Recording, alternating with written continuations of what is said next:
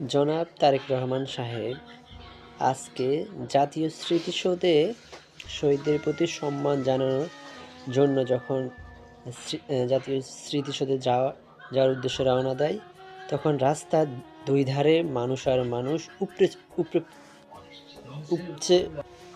উপচে পড়া ভিড়। দুই ধারেই ছিল অনেক হাজার হাজার মানুষ দেখার জন্য আসছে। তার সাথে সাথে মানুষও যারা উত্তরবঙ্গে যাওয়ার লোকগুলা প্রচণ্ড জনদুর্ভোগে পড়ে। তাদের অনেক সমস্যায় পড়ছে। তারা যারা গাবতলী থেকে উত্তরবঙ্গে যায় তাদের অনেক সমস্যায় পড়ছিল। আমার অকুল আবেদন, যারা ট্রাফিক এবং কি নিরাপত্তা কর্মীরা আছে, যেহেতু একদিক থেকে তো যায় আর অন্য দিক থেকে তো আসার এক্সিট আছে, ওই পথটা খুলে দিলে আসা এবং যাওয়া ওইখান দিয়ে করতে পারতো। এতে মানুষের জনদুর্ভোগ হতো না। সাধারণ মানুষ কিন্তু তাহলে অনেক স্বস্তি হইতো আর কি।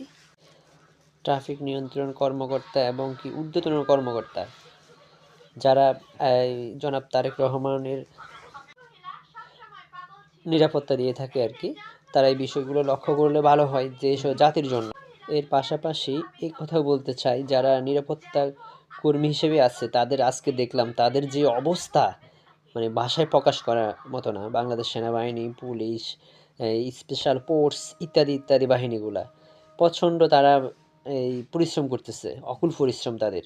যা দেখলাম, নিজের চোখে দেখলাম যেটা। আশা করি সবাই ব্যাপারগুলো একটু বুঝবেন এবং কি